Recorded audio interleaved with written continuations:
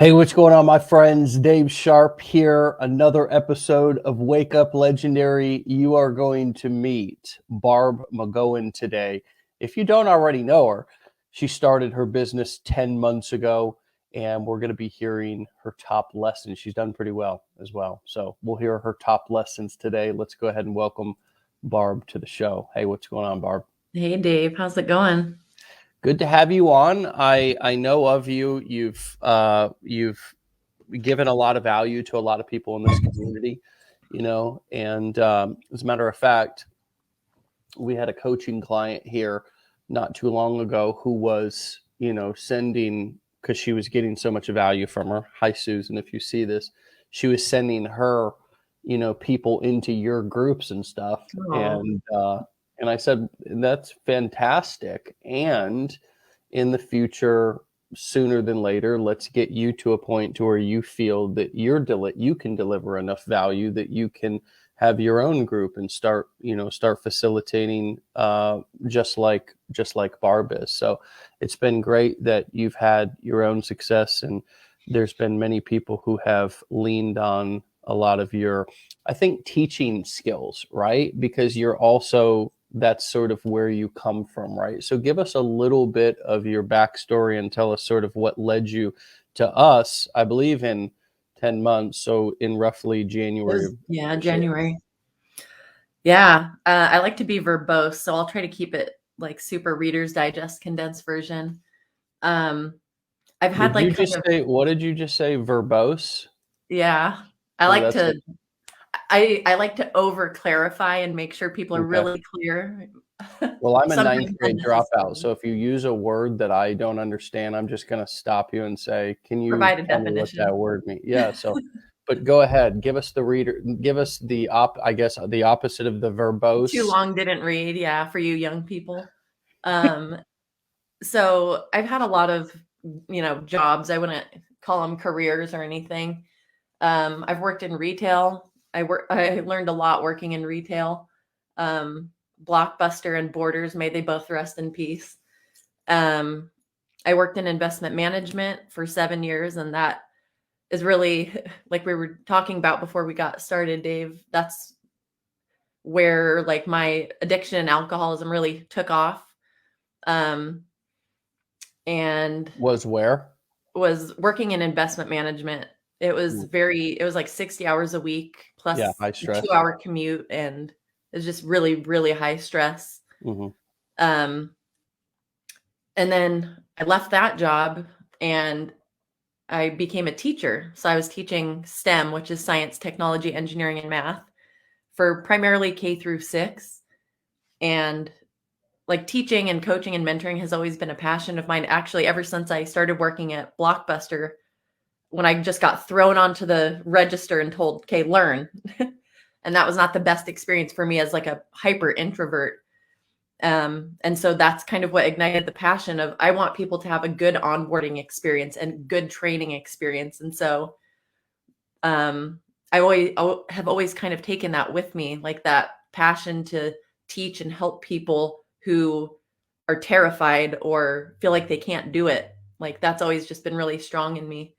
Um, Anyway, so with the whole, pandemic happening, my job went from teaching, which I love, to administrative stuff like, oh God, grant writing.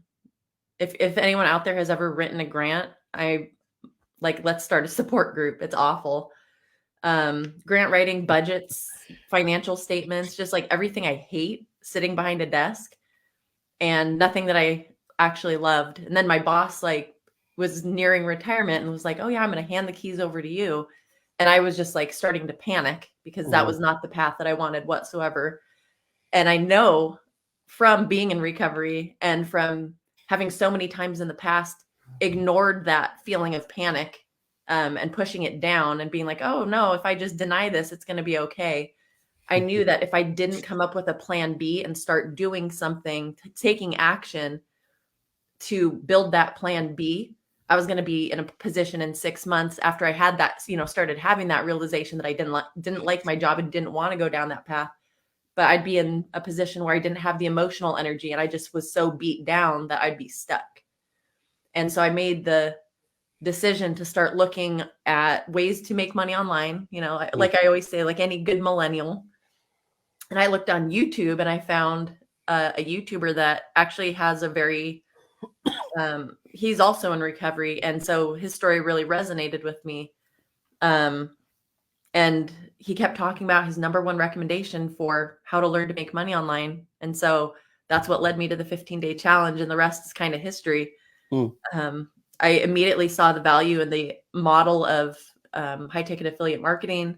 And my perspective was, if he can do it, I can do it. Like, this is just some guy who he used to be a blackjack dealer at some casino in Minnesota. And now Thomas. he's Thomas. Yeah. And now he's, crushing it. And I feel like a level of trust for this guy. So if he can do it, I can do it. And this is going to be my ticket out of my 9 to 5. And that belief and that just kind of absolute belief really is what has kind of carried me to this point. Wow. Incredible. I mean,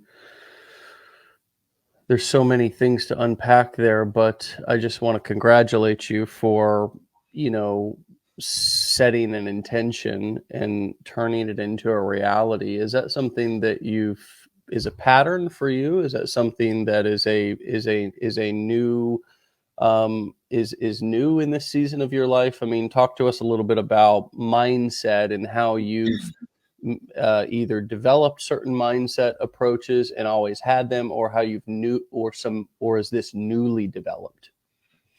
A little bit of column A, a little bit of column B. I've always been so stubborn and so persistent, almost to a fault.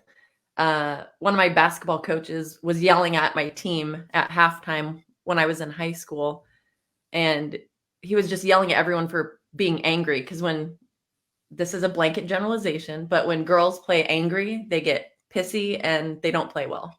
He's like, except for Barb, because when I get mad, I will run through a brick wall to spite you, to achieve the thing that you said that I couldn't achieve, Yeah. So I think part of it is that. But I think a lot of it is also, I think when we go through hard stuff, we have to either learn and grow or we die. And whether that's a physical or spiritual death or whatever. Mm. And so I think that this kind of hard stuff that I've had to go through and learn the hard way, that if you don't believe that, I'll rephrase it with a nice statement. If I don't believe that I can be successful, or that I can do something, or that I'm not a natural, or I'm not, fill in the blank with whatever role or quality or whatever, then it's that belief that feeds my behavior. It's not the other way around. We don't become a marketer first, or we don't become a natural born runner. Like the running thing is so important to me. I hated running because I wasn't a natural runner. I wasn't naturally fast. I didn't like it. So I started running because that was actually a really pivotal thing for me in terms of belief and mindset. I started running because I figured, if I can learn to like this and learn to be skilled at it, I can take that to anything, any quality, any strength, any skill. And then I started running 5Ks. I started running half marathons, and I was like, oh, okay. And that was like a really big turning point for me in my late 20s to realize we're not natural anything. You're not a natural marketer, Dave. Like, you picked those skills up because you were looking around and learning these things as you went on through life, and opening your eyes when, oh, like, I can take something from network marketing, or I can take something from this experience in Home Depot or whatever, and put up all that together. Nobody's a natural anything. We either pick things up as we go and are open to things, or we just go through life with blinders on, with the existing beliefs that we're brought up with as kids, and don't deviate from that. Yeah. Yeah, I totally agree. So just to be clear, you are now full-time online doing this? Yes. Yeah, I quit my 9 to 5. My last day was actually July 2nd. So that was pretty, I don't know, good timing with Independence Day in the United States. But Mm, yeah, so about 3.5 months. yeah. So tell us more about that. I mean, was that was obviously an intention that you had set, something that you wanted to do, a goal that you had. So tell us how you led up to actually doing that. This is something that so many folks want to do. They want to quit their 9 to 5. So how did you plan that? How did you make sure that you were secure enough? Was there a certain element of fear there? Talk to us a little bit about leading up in the whole um, actually doing it, right? Because it's something that Yeah. so many people dream or talk or threaten to do or whatever. Or I know some who are even in a position to do it and then are even afraid to do it because when is enough enough? Like Yeah. you know what I mean? So talk to us a little bit about you quitting your job. Oh my goodness. Well, I'll start by saying that, and I've said this before, that uh, I think so much comes back to me being in recovery, honestly, and the things that I've learned from uh, really persisting in life with sobriety. And I was literally at the point where I had to choose between reaching out for help to start the process of being in recovery or dying physically. Like that was where I was at, several years ago. And that like fear and like mortal terror of like having to expose myself in that way, like, hey, I need help and I'm not this perfect put together adult that I've been pretending to be, and really just admitting that deep dark shame. There was nothing scarier to me than that.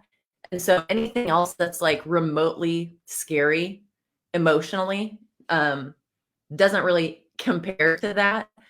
And so I guess fear for me was just a little bit of unease in comparison. Um, so to backtrack a little bit, so when I first, I think I signed up for the 15-day challenge January 15th of this year, and my goal was to quit my 9 to 5 job within 1 year. And so I had a long-term vision, like that was my goal, 1 year. So January 15th of 2022. And so off the bat, I already had this belief that this was going to be my, the thing that I built over time to eventually make more than my 9 to 5 and eventually allow me to leave my 9 to 5. Um, and so I think having that belief off the bat was just a very strong presence for me. Number two, realizing that it wasn't going to be overnight. I wasn't waiting for like, oh, when do I start making money? It was like, okay, this is something that everyone is telling me I need to build over time and just keep doing the right things, like the next right thing each and every day. And eventually it's going to pay off. And kind of the analogy that I tell new affiliate marketers that are asking, when am I going to make my first commission? Like, you don't worry about that. Worry about providing as much value as you can to your target audience. And then every piece of content that you make, you're like putting that in a piggy bank. And eventually down the road, you get to crack that open. But know that your efforts are not like wasted. And that was the perspective that I took when I first started. And it's ironic. I think that when you let go of that outcome, that's when the magic happens. When you let go of the outcome and you just are worried or concerned about providing the best content you can provide and iterating, changing it up. If your content's not performing the way you want it to, that's what you have control over. You don't have control over if you make commissions or how many views you get. Okay, if you're not getting the views, engagement, and following you want, do something different. Iterate, put out more content, just test things, see what works. And that was the perspective that I took. And anyway, ironically, I think because I let go of those outcomes and was just focused on what I could control, Serenity Prayer 101, like within a month and a half or so, I was making as much with my affiliate marketing business as I was making with my 9 to 5. And I remember like receiving my first big commission and being like, oh my God, this is like something, this is real. Like I could actually quit my job like sooner rather than later. And that momentum kind of carried. And eventually I got to the point where I was like, I was so bitter and resentful having to go to work 40 hours a week when I was working 10 hours a week, 12 hours a week on my online business and making more than I was working full time. And so that bitterness and resentment was getting to a point where it was not healthy and it was starting to kind of impact the rest of my life, you know? Just being emotionally worked up and agitated all the time, not having energy to do other things, um, and just living with bitterness and resentment. And I didn't like that. And a couple close, like people that who are also in online business that I really trust their opinions pointed out like, hey, Barb, it's like an opportunity cost at this point. Like, what are you losing by continuing to work this 40-hour a week job that is just draining you, that you could be reallocating those efforts and that energy to your online business? Like, what are you actually losing by continuing to stay stuck at that job? And that Hey, was Barb. very eye-opening for me to think about it from that perspective. Barb, can you hear Yeah, me? yeah. Can I get you to switch over to your phone? Because I think your internet is lagging or something's lagging with your Wi-Fi. If you could go to your phone and potentially plug into your data network or whatever, your 4 or 5G, that might be better, because your video is just lagging and you're dropping such good information. Dave, it's not an issue with hers. It's we lost the whole stream. It was just a StreamYard thing. So the stream is off of Facebook completely. Oh, well, that Yeah. sucks. Yeah, it's just a StreamYard bandwidth thing. Okay, so just says we're still keep live. rocking because it might come back. I got you. But yeah, it happened with you earlier on in the interview, and then it happened with Barb later on. Oh, wow, that sucks. Blasted StreamYard. I know. Well, okay. I believe we're back, actually. Yeah. I'm on the legendary page. It looks to be back. Yeah, it does look to be back. I still see a big lag in her video, though, Matt. So, I mean, I'm looking at it right now in my I'm getting video. a little bit of lag on her video still too right now. Barb, do you happen to have a phone you could go on? I do. Okay. If you could do that and try that, that would be fantastic. So hang in there now, folks. We are dealing with some technical difficulties, but sometimes you just have to listen to the audio, right? Listen to the audio. While she's doing that, I want to share a little bit of experience about quitting your job, right? Quitting my job. This is a topic, and I just wonder, if you guys could leave a comment, how many of you that is a goal for you? How many of you don't want to go back to, what you were doing pre-pandemic? For a lot of people, I think right now they just don't want to go back to what they were doing before. Now that you've had that experience being at home, and so I always tell people, it's gonna be uncomfortable no matter what you choose. And ultimately it has to be a decision that you make, and a decision that you get to own, right? Because nobody can tell you when the right time to do it is. Nobody can tell you when, there is no perfect number also, right, Barb, that you're going to have in your bank account that's going to make you feel totally comfortable. There's likely going to be a lot of uncomfortability with any big change in your life, particularly walking away from a job or a career. But the reason why I'm sort of staying here just for an extra moment is because, Barb, this is something that so many people want. They want to transition over to doing this full time. And so could you just say a few words about are you happy about your decision now that you've done it? How does it feel? And do you believe that it's real? I mean, just talk to us a little bit about now that you've actually followed through and done it.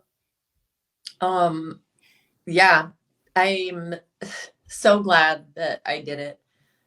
In my experience, and I feel like this is true of so many things in my life, that when I make that leap of faith and operate like with faith, despite having fear or whatever, good, like great things happen. And that's where the magic happens for me.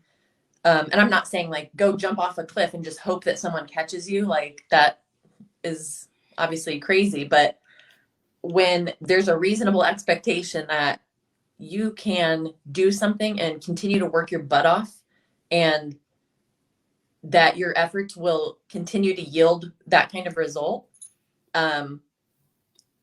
I say if you are able to take that chance and take that risk, and that calculated risk, then do it.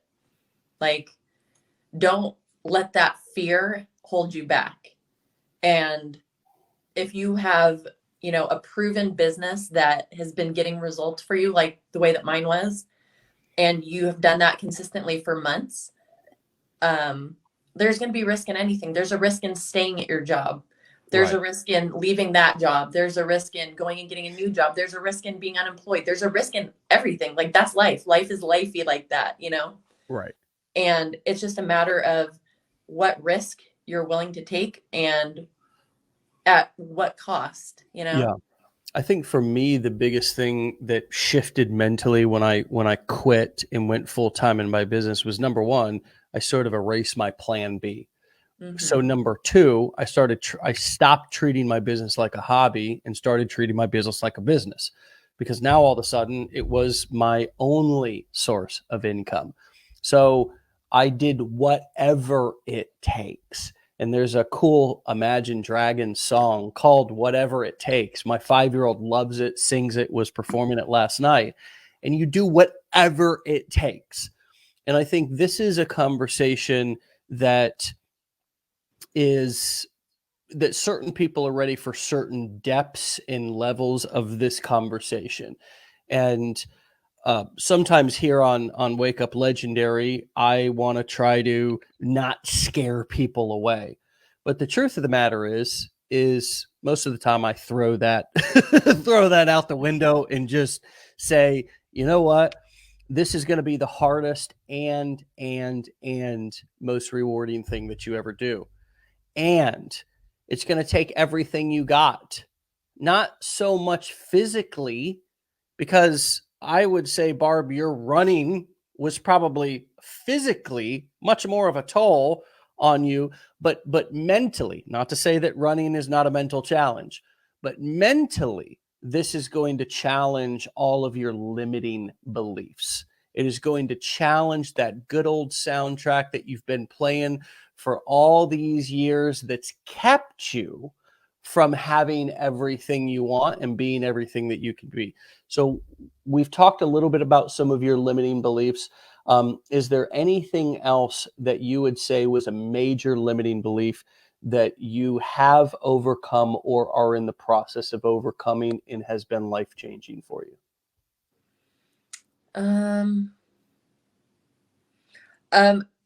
I think a couple things came up. One is, it's like if you are on TikTok and you see those TikToks like, oh, I became an entrepreneur to have time freedom. And then now you work like 12 hours a day. So I think that's kind of a, I don't know, ingrained belief that I still carry. And I'm working to get away from that, is like the idea that hard work means working long, insane hours. That's absolutely not true. Like, and that's evidenced by the fact that I was able to build the business working 10 hours a week that was outperforming my 9-to-5 income. So I think that becoming more organized and having better time management skills are helping me, like developing those actual real world skills are helping me to overcome that limiting belief. And also just being aware, like having that feeling of like guilt or fear come up, like I'm not working hard enough, right? Why am I not working right now? There's so much to do. Yeah. Like you could have two of you and work 24 hours a day and still not accomplish everything you need to. It's a matter of identifying the priorities and working on that stuff diligently, and then realizing I'm not going to accomplish everything I need to do in any given day.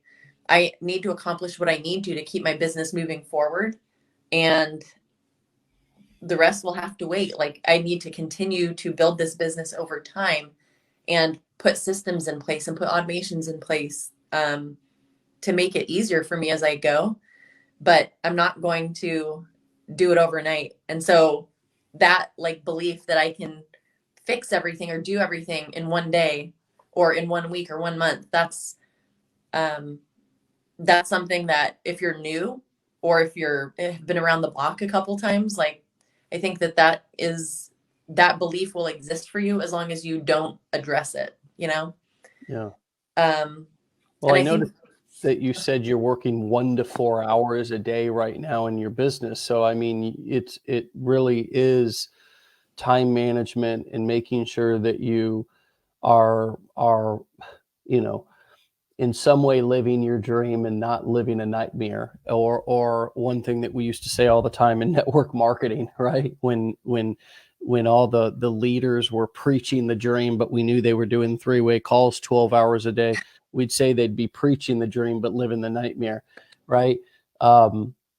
Yeah. I mean, I don't want to be striving for a dream. And of course, talking about living a dream in my content, if that's what I'm talking about, if I'm working in the make money online niche, but I'm hunched over my computer for 12 hours a day, every day. I will say this though, Barb, in the beginning, I did work a lot of 12-hour days. I did. And I will absolutely, even to this day, work a 12-hour day if I have to, or as many as I have to, if I have something that I'm working on that is like I'm super hyper focused on, like I'm creating something or I'm building something. And I think the difference now is that I'm being pulled by my passion. I'm being pulled by my focus. I'm being pulled by my excitement, versus that way in which I used to work, which was kind of just grind mode. And for me at the beginning of my business, I spent a lot of time scrolling and just wasting time. Like so I would be at my computer for 12 hours, but I really actually only got 2 or 3 hours of work done. Does that make sense? 100%.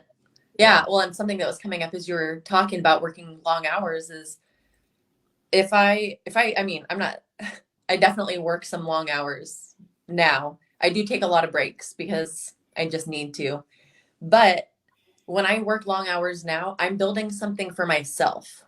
And it's something I'm excited about. And it's something that it's like when I take action A, I get an outcome, and I know I created that outcome. No one else did. Nobody handed me that result. Nobody made it easy for me, gave it to me in a little package. It's not like a bonus I would get from a job. That's something I created. Like, I made that result. And that is so much more exciting than getting a $5,000 bonus at work, or, something where it's being handed to you. And you, like, when I worked in investment management, I think I got like a $20,000 bonus one year. And I was still bitter and resentful. Like, let that sink in. To get a $20,000 bonus and be like, F this, Yeah. Like, so when I'm working now, it's such a challenge, because I think for those of us who were used to a boss hovering over us and giving us a to-do list or giving us an agenda to work on, and you don't have that suddenly, now you have to be 100% self-directed, and your livelihood depends on it, Yeah. And that's something to adjust to. But the flip side of that is you get to build your business the way you want and make the decisions completely autonomously. And that's like one of the coolest, one of the truest. I don't know if it's I've been angry at this at times, but it's with freedom comes responsibility, Mhm. right? And I gotta be honest, I was the guy who wanted all the freedom in the world but didn't want any of the responsibility, right? So I can remember back working with my dad where I would be mad at him, right? Because we were waking up super early to get out to the job at the crack of dawn, or, you know, him standing over me and hovering and trying to get me to do it his way and not let me learn sort of on my own or whatever. Like, give me more freedom, let me go out and bid jobs and run my own job and kind of all these things. But when something went wrong, guess who I was on the phone calling, right? I was calling dad because those those challenges were something that I didn't know how to deal with emotionally yet. I would get overwhelmed and freak out, right? So with freedom comes responsibility.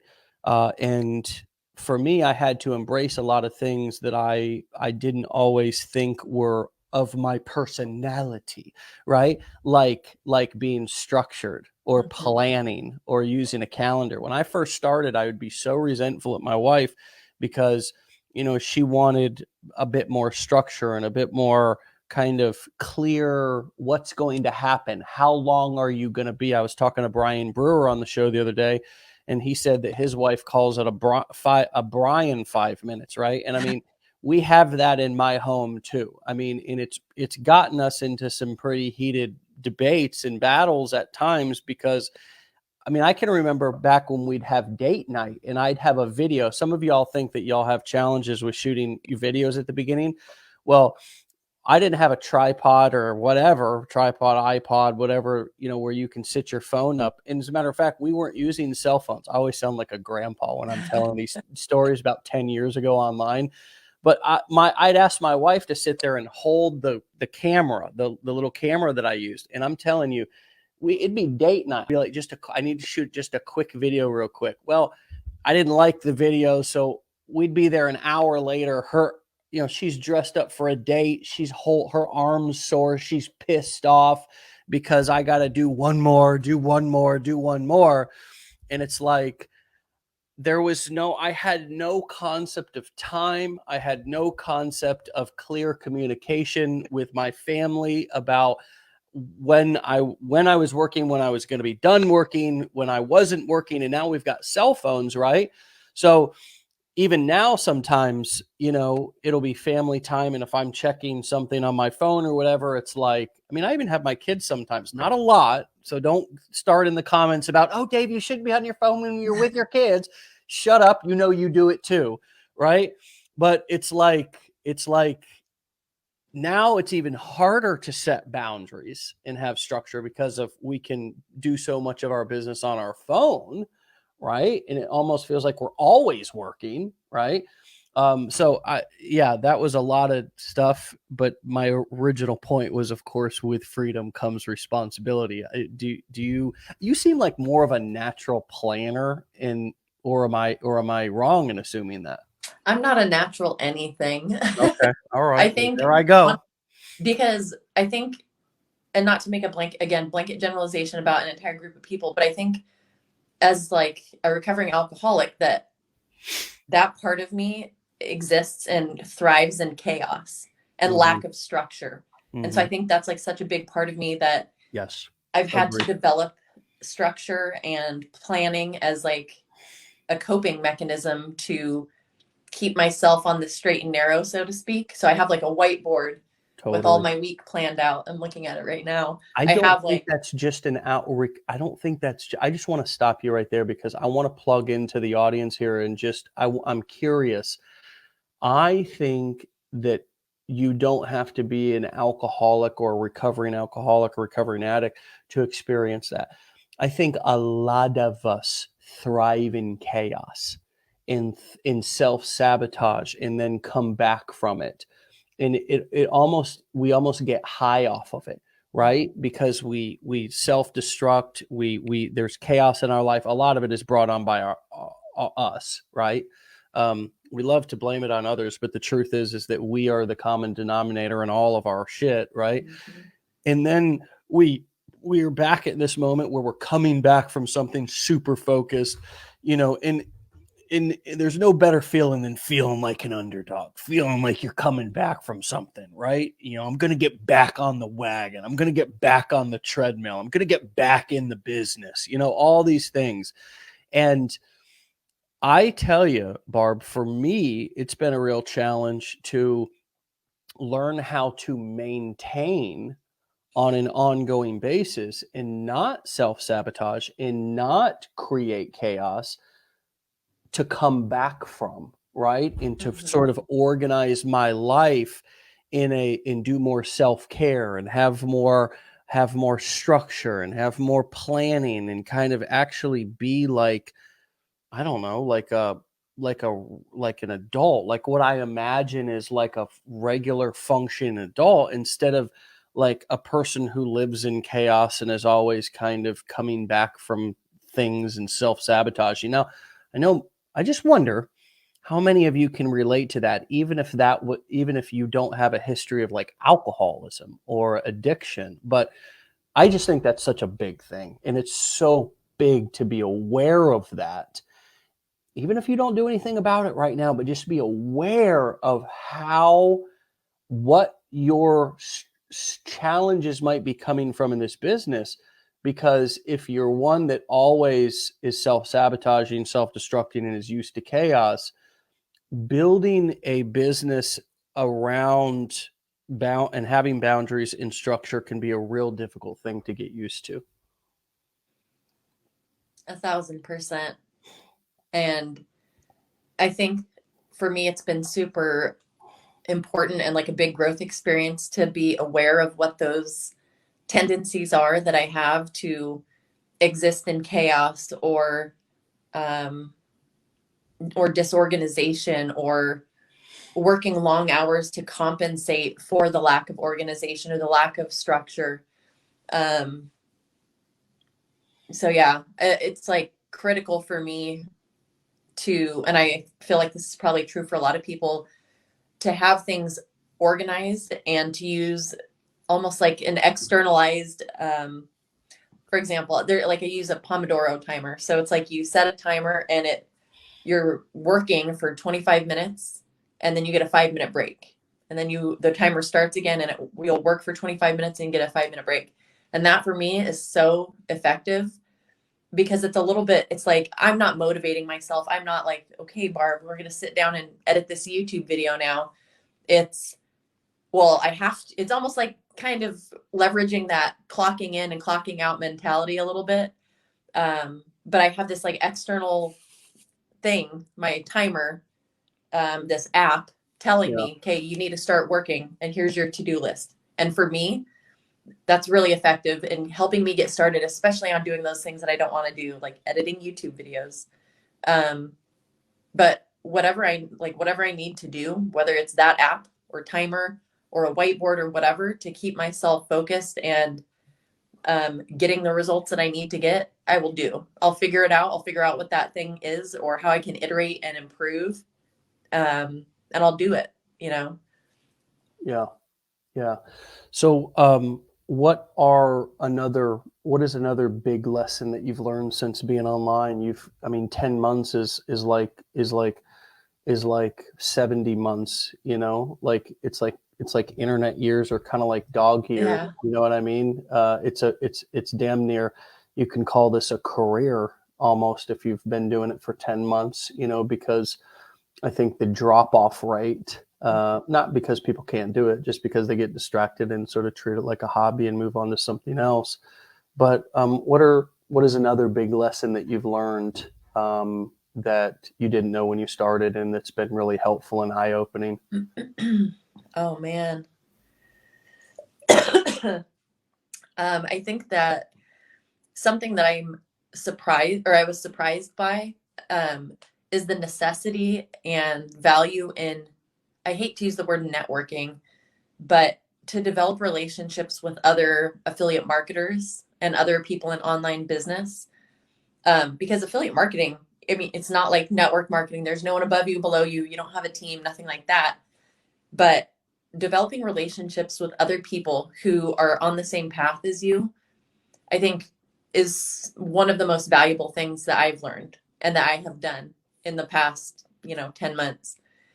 And I think that the reason being is when you form like that support system with other humans, especially other like-minded people that are on that same journey that you're on and want the same things that you want, you're leveling up the people in your life, And if you're hanging around with, or getting that feedback from family or friends or people at work or whoever, oh, why are you doing that TikTok thing? That's stupid.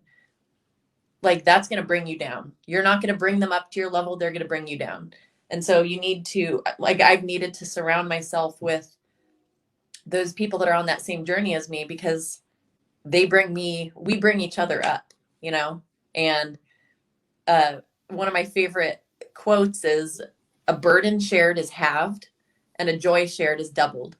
And so when you get to be in a community of people or, have relationships with others that are on that same journey that you're on, and you get to share your struggles and things that you're working through, they get it. And so it makes that, like, sharing that with them makes it less scary or less awful. And when you share those wins, they're rejoicing with you, and it's like even sweeter. Yeah. And I think that's been one of the most surprising things for me, but also one of the most rewarding. Well, you said something that I think was a major nugget, and I don't want to minimize anything else you said because it was all great. But remembering that you're not going to bring a critic or a doubter or a hater, right, up. You're not going to bring them up. You're not going to get them on your level. They are going to bring you down. Okay. And let me give you an example of how this works in another area of life. There's a lot of folks who get clean, right? Who maybe they have an issue with alcoholism. They get sober, and now all of a sudden, I want to go share this with my buddies at the bar, right? I mean, I just want them to see how good I feel, how good my life's going. So I'm going to, you know what? I'm going to stop by the bar today after work and let everybody know. 9.9 times out of 10, okay, that person, that guy who was so happy is going to be having a beer with his old pals before he's going to get the rest of them sober. And that is true in any sort of growth activity. There's always going to be people who are not going to grow with you. And I think one of the biggest mistakes that we make, although I never want to try to shy anybody away from coming back and being an evangelist, right? Because you see this happen with Christians too, right? They are born again and now they want to convert everybody else, right? Or somebody discovers something new, whether it's a new food or a new, new workout or and they want to come and convert everybody else. Expecting, and this is another recovery saying, expectations are resentments waiting to happen.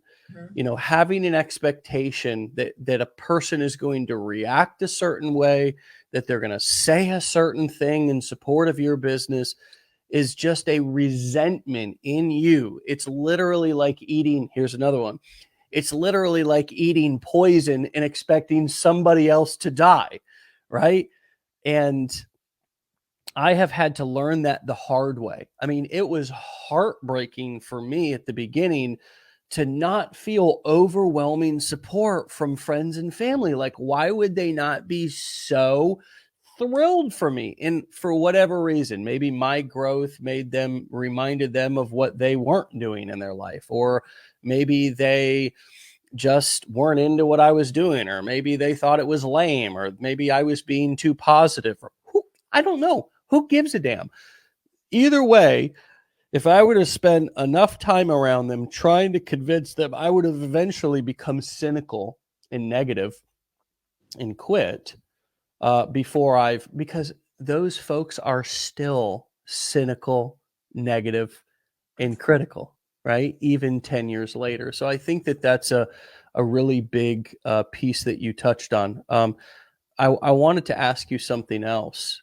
You have, I believe, the secret to your business is teaching, and I think this was a little bit natural for you because you came from being a teacher. The education-based marketing, which is kind of the boring way of saying what we do, but it's the clearest, and I think it's the easiest way to understand how to sell more stuff and how to be more successful, is education-based marketing, right? Where you educate people and then you invite them to learn more, or if they want more, where that came from, or if they want a free ebook on how to train their dog, or if they want a free ebook on how to eat paleo, or if they want a free training video or a free 15-day challenge on how to build a business online using this specific business model. I think for most people, it's a challenge getting out of, and it's even, it's a horrible way to come into marketing, because if you think that you have to just go out there and pitch, and that's what it's about, it's just getting out there and selling and pitching. Well, I don't even like to do that. I mean, I don't like to sell. Just straight selling sucks.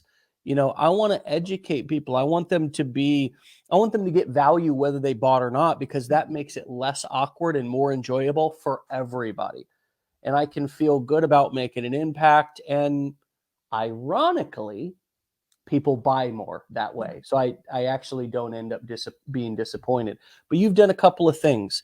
You've started a Facebook group to help people who are looking to, actually specifically being an affiliate for Legendary, helping people as they're starting the challenge and so forth. You've done a lot of education-based marketing videos on TikTok.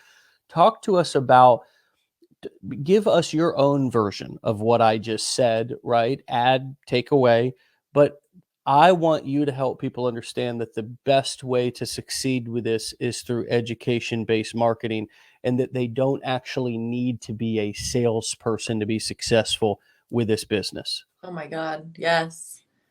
Something that was coming up as you were talking, Dave, is like the idea of attraction versus promotion, which is another recovery thing, but it's like when you create fantastic content, you're not making an ad for, like, if you're on TikTok, you're not creating a TikTok like, here's this product, buy it, it's in my bio. Like, that's not what you're doing. It's almost like you're making a TV show that your target audience wants to watch. They want to watch more and more episodes. And then, like a documentary, let's say, educational, really fantastic, Planet Earth, and they're watching Planet Earth and seeing all these animals and this and that. And then it's like, click the link in my bio during this short commercial break for XYZ product that relates to people that would want to watch Animal Planet or whatever, Planet Earth. Like to adopt a blue whale. Or something, exactly. Or to donate to, 30 cents a day or whatever. Yeah. But it's like, successful affiliate marketers aren't going out and making ads for the product they're promoting. They're maybe not even talking directly about the product they're promoting in every single video. They're creating content that speaks to the fears, problems, and pain points of the people that they want to reach. Like, I want to reach people that were like where I was a year ago, where they wanted out of the current iteration of their life, but they didn't know what that looked like or how to get there. And so shoving the 15-day challenge, or shoving a ClickFunnels training, or, shoving the solution down people's throats and being salesy about it is not the way that you sell things. The way that you reach the people and get their eyes on your content is creating stuff that is funny to them, entertaining to them, or both. That's the best combination. Or something that's motivational and inspirational, something that pulls on their heartstrings, like something that connects emotionally to those people. Ads and commercials. I mean, there are some good Super Bowl commercials, don't get me wrong, but typically ads and commercials are not the things that, something really sales pitchy, aren't the things that connect emotionally with people. it's creating real, authentic content where you're genuinely connecting with those emotions in your target audience, because that used to be you, you know? And well, what about this one? What about this one? Go to AA meetings. Go to AA meetings, Dave. Go to AA meetings. It's like, yo, give it a break. Like, okay, I see I got a problem, but like, but then all of a sudden I decide one day on my own, maybe I'll mosey in, and I hear somebody tell their story. And their story I can relate to. And at the end I say, God, it was like he told my story. Right? And then I come back because I feel like these people might be my people, right? Like they know where I was at. Same concept, right? It's like nobody ever does anything because you sit there and beat them over the head to buy it or do it. They do it because they see a payoff, they see a reward at the end, or they can identify with the person who is talking about and using a story or using a metaphor or using something that connected with them emotionally, or they felt understood, like, oh my gosh, this person understands what my pain is and isn't just trying to beat me over the head with something.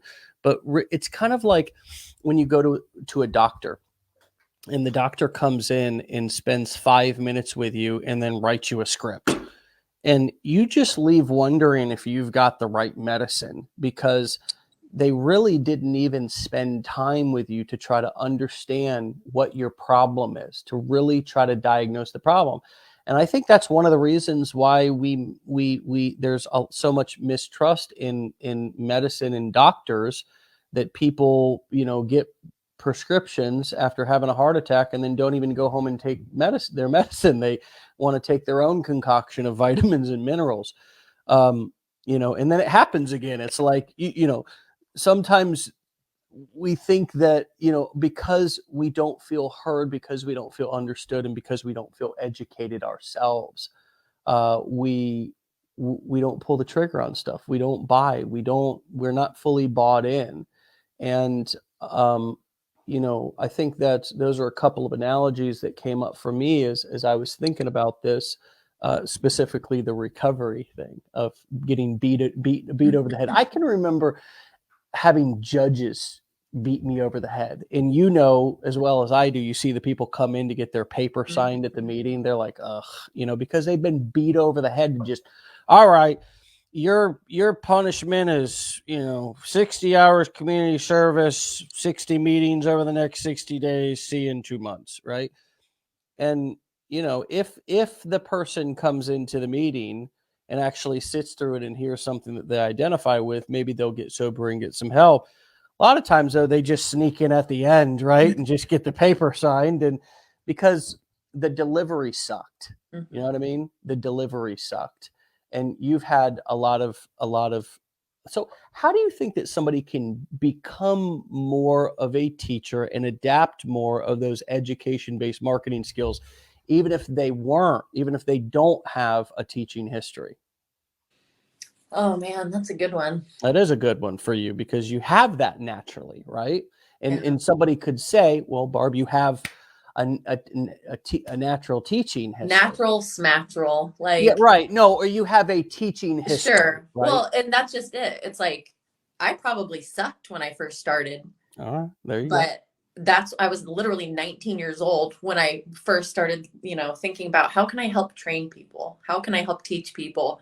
So of course I sucked, like, and it's not that I was a bad person, or it's not that I shouldn't have been teaching or whatever.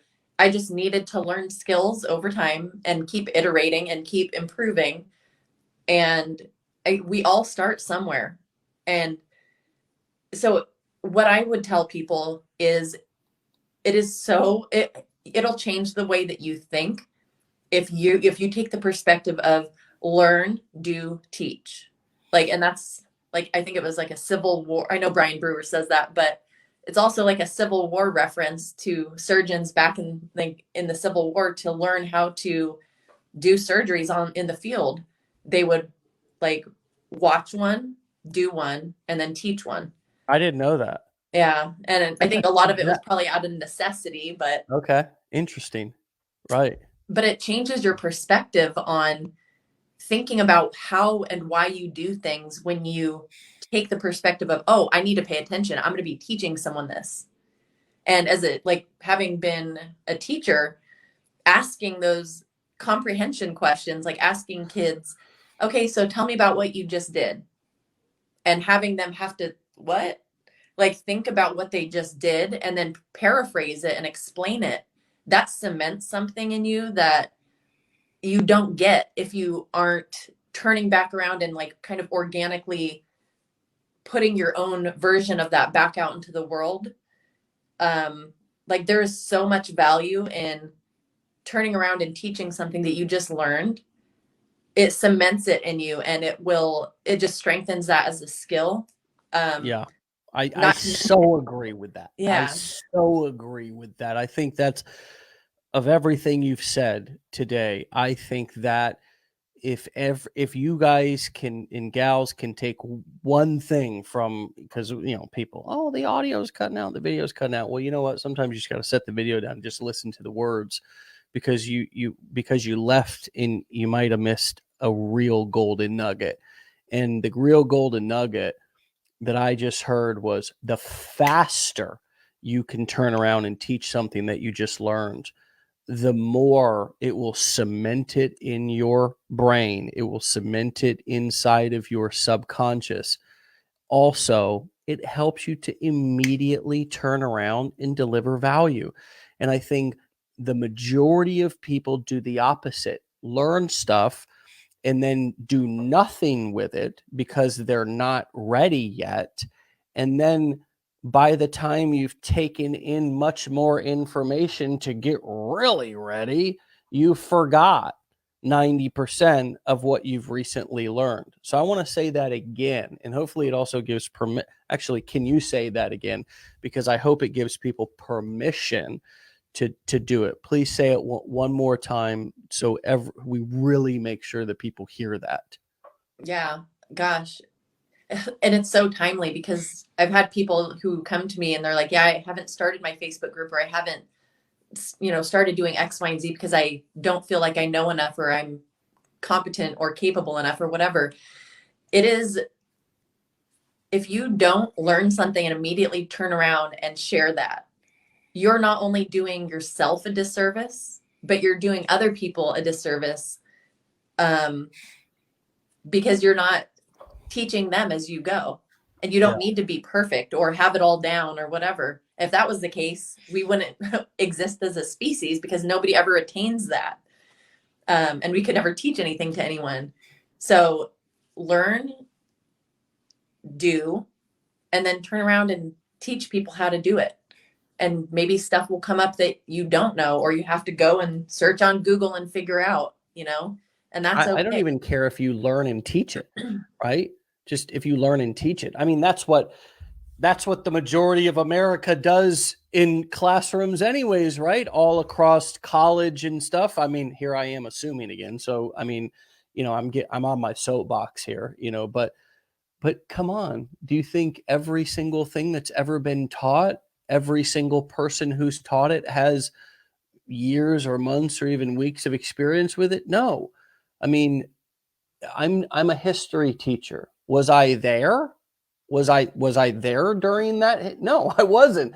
I'm teaching something that I read. I'm teaching something that I learned. I didn't go back in history. I wasn't there during that particular time, right? So I'm the best. My wife sometimes says that I should have been an attorney, right? Because I come up with some of the most insane arguments for things. But the only thing that I want to do, and I know you want to do this too, is I want people to get results. I want people that your hard-earned time and money that you spend here and on yourself and in your business, I want you to see a result from it. So I could easily have a community that is dependent on me, or is dependent on, whatever the next thing that's coming down the road that we're going to be releasing. But I don't give a damn if people never buy something from us again. It does. I know how to go get more customers, so it's not like I need to hold everybody hostage. I know, and I also know, reverse psychology here, that the more results you get, the more shit you'll buy from us, because you'll be like, yo, I like this stuff. I'm getting results, right? The quicker you, I almost think that should be like the one thing we say on the show every day, just over and over again. Every day it's the same thing, and people will be like, oh my God, this show sucks. They just say the same thing every day, but it's like, teach something, do it. Sure, do it. Okay, do it. I don't want to be leaving that out like I'm just telling you to go teach stuff. Do it, okay? But learn it, do it, and teach it immediately, the same day, not a week later, not a month later, the same day.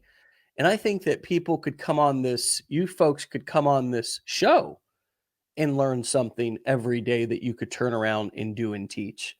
Same day, right? Same day.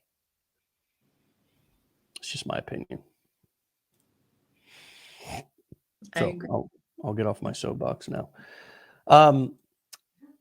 So you also, and I'm not going to reveal your name, but you go by an alias online, right, to protect your identity. I just thought I'd mention that for men and women who want to feel more protected out there online. Yeah, my other account, my manifestation account, that was something I did to basically as an experiment to see if I could build a following without showing my face, without using my name, just driving traffic by creating content. And I think at one point, so I was driving traffic on that account to this manifestation product, but I was getting like a sale a day. And so for people who, I know there are people who've reached out to me before and have said, I can't show my face because of work, like they work for the government or, XYZ, whatever reason they have. Like, even if you're not using TikTok, you can use Pinterest. You can, drive traffic on Pinterest and never show your face. And you could blog. Like, there are just so many ways that you can have success with affiliate marketing that you don't have to put yourself front and center, So just wanted to throw my 2 cents in. Yeah. So this particular account that you have in the manifestation niche, you are creating manifestation content, which, if anybody's unclear about what manifestation content is, I mean, just go to Instagram, go to TikTok and type in manifestation and you'll start getting bombarded with mantras and affirmations and manifestation and law of attraction stuff. And then you simply go over to a ClickFunnels or a JVZoo or something and find a product that connects on that topic. And you can easily have a new channel without showing your face up and running in a day. Mm-hmm. It's unbelievable. I mean, there's literally no barrier to entry in this business, and it literally costs $0 to go and start a business in a new niche. I mean, for me, the speed of implementation, if you implement right away, and the barrier to entry being so low, almost is a joke, and people don't take it seriously, right? Because it's like, that's too good to be true. I know that if I start a business, I need to go take a loan from somewhere and buy equipment. And that's just the only way. I need a location and all this kind of stuff. When you tell somebody, no, you literally, and sure, you can invest in education. We sell education. There's other programs out there that sell education. Wouldn't say it's on our level, but I mean, that's just me back on my soapbox. But yeah, you can invest in education, but in terms of getting started, it's literally the only cost is your uncomfortability in most cases. Yeah. It's pretty crazy. Well, listen, I have enjoyed this, even though we had some technical challenges and I think lost a bunch of people. We still got a core group on, and I'm sure many will catch the replay. And I'm excited about a round 2 and continuing to get. This is your first time on the show, isn't it? Second. Second. Last I was with Matt. Okay. Well, I'm excited about a third episode here to continue to get updates on your journey, and congratulations on everything that you've accomplished here in 2021, quitting your job, finding your niche, finding your kind of tribe, and I think in many respects, finding this version of yourself as an independent business owner versus somebody who's always probably done a fantastic job at the jobs you've had, but now doing a fantastic job on your own for yourself. And I know that's got to feel good. And I'm extremely happy for you and thankful for all the value that you've provided just to a lot of members in this community as well. Thanks, Dave. You're welcome. Well, we will chat with you really soon. All right. All right. Sounds good. All right. See you, Barb. Bye. All right, my friends. You can follow Barb at BarbMcGowan, Barb McGowan. And my friends, have a fantastic Thursday. We'll be back for another episode tomorrow. Rain or shine, technical difficulties or not, matters not at all to me, right? So if, a little bit of fuzz or a little bit of lag was a challenge for some of you, I'm sorry. Sometimes that happens, but the quality of the message, the quality of the content, the quality of the experience and the nuggets that were dropped was unrivaled, right? Unrivaled with any YouTube video or any other thing out there, any other podcast. Why? Because it's real, because it's relevant, because it just happened. It's happening right now. It's not something that happened 5 years ago, right? So, we'll be back here tomorrow with another episode. See you then. Get out of here. Have a fantastic Thursday.